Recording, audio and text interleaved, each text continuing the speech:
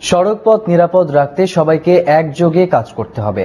যানবাহনের মালিক, চালক ও যাত্রী সহ প্রত্যেককেই মনে রাখতে হবে, একটি দুর্ঘটনা একটি পরিবারকে ধ্বংসের মুখে ঠেলে দেয়। 22 অক্টোবর জাতীয় নিরাপদ সড়ক দিবস উপলক্ষে গৃহীত কর্মসূচি উপলক্ষে ঢাকা রিপোর্টার্স ইউনিটিতে সংবাদ সম্মেলনে এই কথা বলেন নিরাপদ সড়ক চায়ের চেয়ারম্যান ইলিয়াস কাঞ্চন। সংবাদ সম্মেলনে তিনি বলেন, সড়ক পথকে নিরাপদ না রাখতে পারলে দেশের উন্নয়ন সম্ভব নয়। 22 অক্টোবর জাতীয় নিরাপদ সড়ক দিবসের সকল কর্মসূচিতে অংশগ্রহণ করে সড়ক দুর্ঘটনা রোধে জনসচেতনতা তৈরিতে উদাত্ত আহ্বান জানাচ্ছি।